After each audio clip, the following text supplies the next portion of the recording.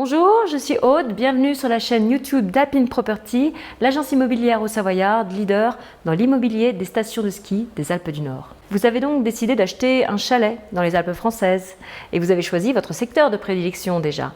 Et vous avez effectué quelques visites de biens appropriés. Malheureusement, tous ceux que vous convoitez semblent être déjà sous compromis.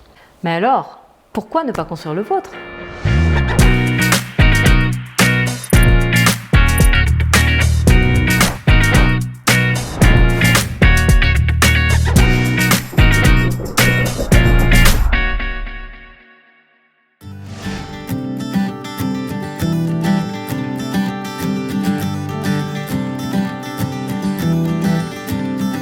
Beaucoup de gens sautent le pas et des chalets individuels se construisent régulièrement partout dans les Alpes.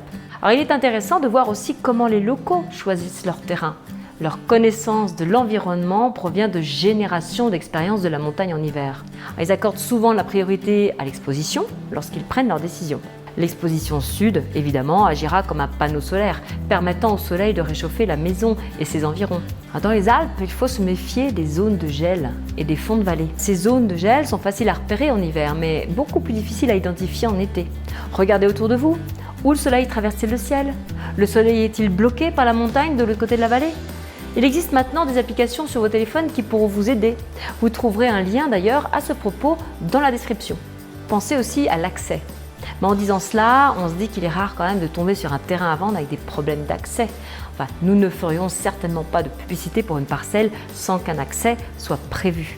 Alors demandez-vous s'il sera facile de réaliser cette route d'accès. À quelle distance sont les principaux réseaux ? Est-il possible de se raccorder au tout à l'égout ?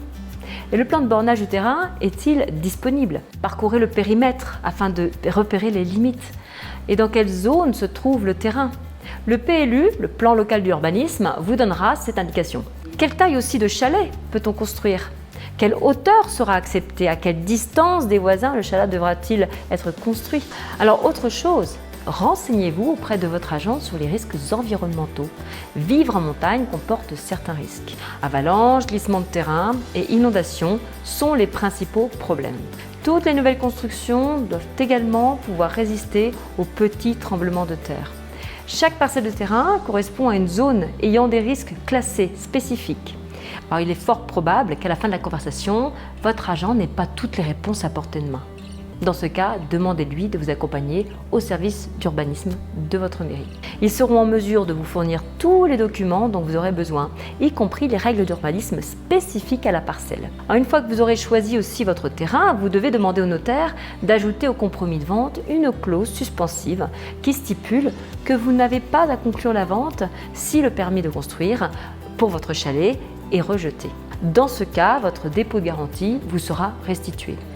Demandez aussi à votre agent de vous mettre en contact avec un architecte local, connaissant bien les règles d'urbanisme de la région. Vous devrez lancer le processus du permis de construire dès que possible. Alors en théorie, il peut être accordé en 3 mois, mais en pratique, 6 mois, c'est le minimum requis. Le vendeur exigera que ce délai accordé pour l'obtention du permis de construire soit limité dans le temps. Alors, il peut être de 6 mois, ce qui paraîtra long au vendeur, mais très court pour vous. Quoi que vous décidiez de faire, bonne chance, et si vous avez des questions à poser à ce sujet, n'hésitez pas à les poser en commentaire et nous ferons de notre mieux pour y répondre. Et si vous souhaitez acheter un bien, un terrain dans les Alpes, je vous laisse contacter Géraldine dont le numéro s'affiche juste en dessous. Très bonne journée, au revoir, merci.